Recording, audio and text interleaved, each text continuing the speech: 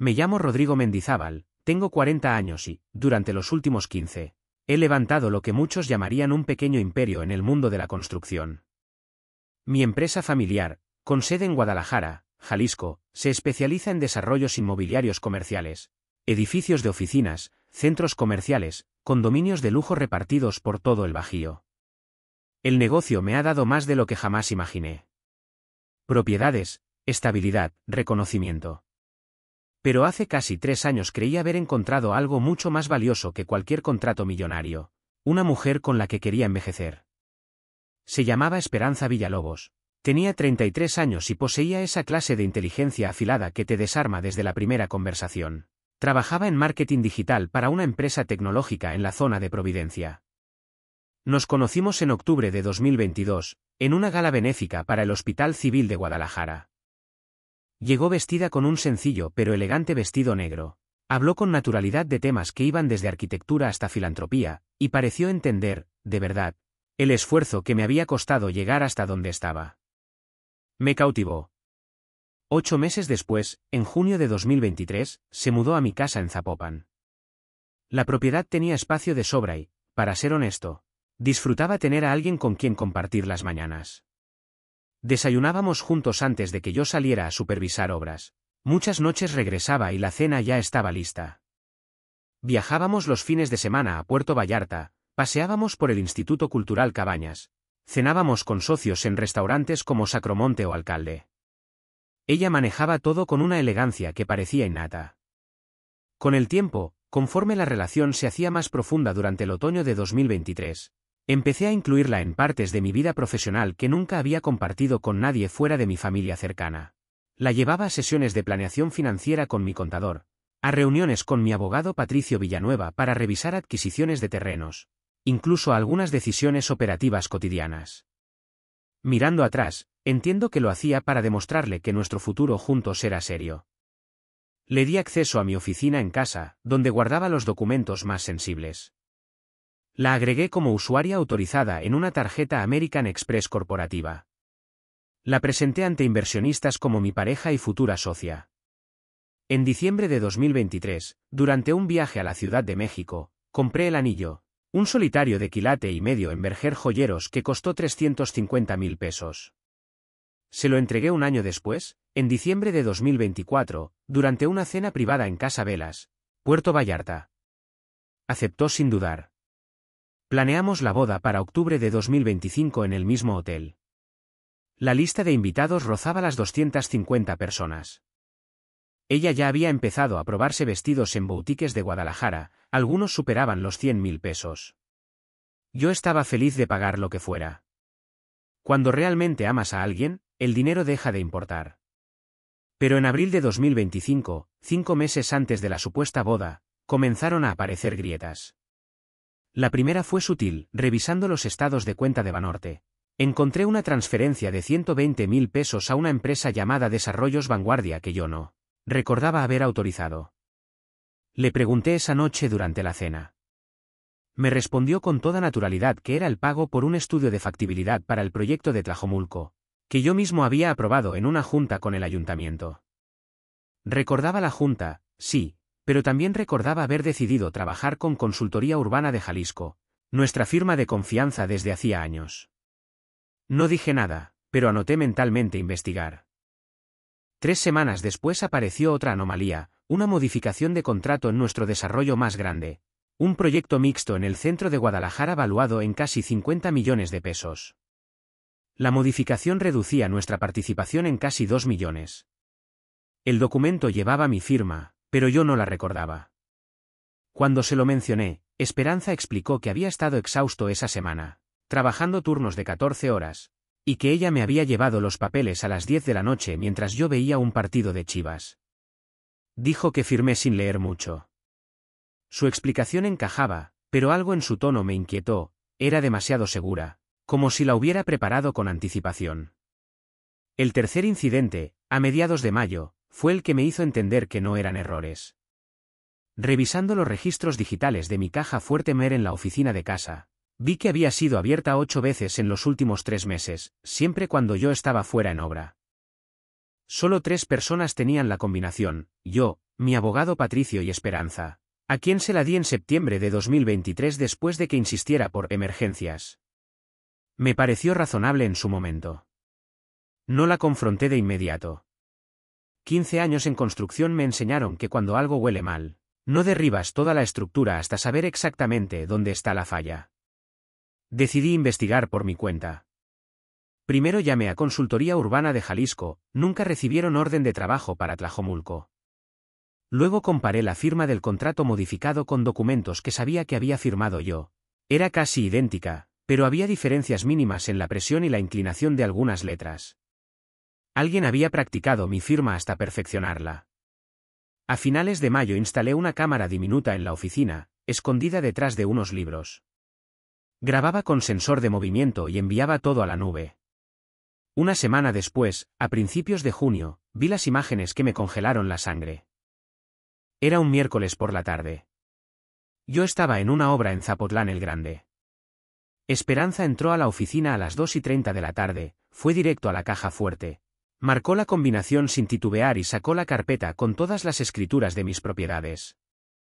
No solo las revisó, fotografió cada página con cuidado, asegurándose de que salieran nítidas. Luego sacó hojas en blanco y empezó a practicar mi firma usando uno de los contratos como modelo. Llenó 2 páginas enteras con Rodrigo Mendizábal, en diferentes estilos hasta que su imitación fue prácticamente perfecta. Después hizo una llamada. La cámara captó el audio con claridad. Bruno, soy yo. Ya tengo toda la documentación que necesitamos. La propiedad de Chapultepec está valuada en 10.800.000 pesos según el avalúo más reciente. Una vez que consiga su firma en los documentos de transferencia, Desarrollos Vanguardia puede proceder con la compra simulada y ejecutamos el plan. Pausa. No sospecha nada. Confía en mí completamente. El ingenuo realmente cree que nos casamos en octubre. En ese momento supe que la mujer con la que planeaba pasar el resto de mi vida me estaba robando de forma fría, sistemática y premeditada. La propiedad de Chapultepec era un terreno comercial que compré en 2020 como inversión a largo plazo. Una pequeña plaza con Starbucks, Smart Fit y Farmacias Guadalajara, a 3 cuadras de Plaza del Sol. Se había revalorizado mucho. Los 10.8 millones coincidían exactamente con el avalúo que pedí en febrero para actualizar seguros. Pasé toda esa noche viendo las grabaciones una y otra vez. La frialdad con la que me llamó ingenuo dolió más que el intento de robo en sí. Al día siguiente llamé a Patricio Villanueva, mi abogado de más de 12 años. Le conté todo. Su diagnóstico fue directo: fraude equiparado, falsificación de documentos, asociación delictuosa. Delitos federales. Aún no quería involucrar a las autoridades. Necesitaba conocer el alcance completo antes de mover ficha. Si actuábamos muy pronto, podrían destruir evidencia o huir. Patricio estuvo de acuerdo. Decidimos dejarla creer que su plan avanzaba sin obstáculos mientras armábamos un caso blindado. Durante las siguientes 4 semanas, de mediados de junio a mediados de julio de 2025, interpreté el papel del prometido confiado mientras Patricio trabajaba en las sombras. Contratamos a Sebastián Morales, un investigador privado y excomandante de la Policía Ministerial especializado en delitos patrimoniales. Los hallazgos fueron devastadores. Bruno Castañeda, el hombre con el que hablaba Esperanza por teléfono, tenía un largo historial de fraude inmobiliario desde 2018. Procesado 2 veces en Sinaloa por empresas fantasma. Desarrollos Vanguardia estaba registrada en un buzón postal de Tlaquepaque. Pero lo peor vino con el chequeo de antecedentes de Esperanza. Su nombre real era Diana Hernández Ruiz. Tenía una orden de aprehensión vigente en Sonora por violar libertad condicional de una condena anterior por fraude inmobiliario en 2021. La mujer que amaba era una estafadora profesional que llevaba más de 4 años viviendo bajo una identidad falsa. Mientras Sebastián investigaba, Patricio y un perito contable rastrearon el dinero. En 15 meses habían desviado cerca de 750.000 pesos a empresas fantasma. Y en el registro público de la propiedad detectaron consultas sospechosas sobre cómo transferir exactamente la propiedad de Chapultepec. El plan era claro: falsificar mi firma en una escritura de transferencia, vender el terreno a Desarrollos Vanguardia por un peso simbólico, Luego Bruno lo revendería por su valor real y dividirían las ganancias. Desaparecerían, probablemente rumbo a Guatemala o Belice. Patricio estimó que intentarían la transferencia definitiva en máximo 2 semanas. Regresaba a casa cada noche y seguía actuando normal. Ella preparaba cena, hablaba emocionada de la boda, de un nuevo salón en Tlaquepaque que había visitado. La ironía era brutal, planeaba una celebración que nunca ocurriría mientras orquestaba mi ruina. 10 días después, a finales de julio, me dijo que tenía una excelente noticia. Había coordinado una reunión con un especialista en derecho fiscal para optimizar el patrimonio antes del matrimonio. La cita era el martes siguiente en un despacho del centro histórico. Solo son trámites administrativos, amor. Podríamos ahorrar mucho en impuestos. Acepté. Pero también avisé a Patricio que preparara todo, órdenes de aseguramiento, congelación de cuentas, denuncias penales listas. La Fiscalía de Jalisco estaba en alerta, esperando mi señal. El martes 29 de julio de 2025 amaneció caluroso. El despacho estaba en un edificio colonial restaurado en Hidalgo y Morelos, con vista a la catedral. El abogado, Gerardo Montoya Herrera, sudaba visiblemente al saludarme. Esperanza llegó impecable, traje sastre negro Hugo Boss, maletín de piel, carpetas perfectamente organizadas. Me puso delante varios documentos. Solo necesitas firmar aquí, cariño. Es documentación técnica para reclasificación patrimonial. Para cualquiera sin experiencia habrían parecido contratos fiscales legítimos. Pero yo reconocí al instante que eran escrituras de transferencia que cedían Chapultepec a Desarrollos Vanguardia, por un peso. Fingí interés, pedí explicaciones detalladas. Ella habló con fluidez asombrosa sobre vehículos corporativos, minimización fiscal, protección del patrimonio conyugal. Si no hubiera sabido la verdad, me habría impresionado. Pregunté dónde firmar. Su rostro se iluminó con alivio evidente. Creía haber ganado. Tomé la pluma, miré sus ojos por última vez y dije con calma, ¿sabes? Antes de firmar algo tan importante siempre consulto con mi abogado para una segunda opinión. Saqué el teléfono y envié el mensaje acordado, ejecutar operación ahora. 6 minutos después la puerta se abrió de golpe. Entraron Patricio, la agente ministerial Lucía Ramírez y el comandante Ricardo Medina de la Guardia Nacional. La cara de Esperanza, o Diana, en ese instante es algo que nunca olvidaré, shock absoluto, rabia contenida, y la lenta comprensión de que todo su plan se acababa de derrumbar. Diana Hernández Ruiz, queda usted detenida por fraude equiparado agravado, falsificación de documentos, asociación delictuosa y quebrantamiento de libertad condicional. Intentó un último recurso emocional, lágrimas incluidas, diciendo que Bruno la extorsionaba. Ya no escuchaba sus mentiras.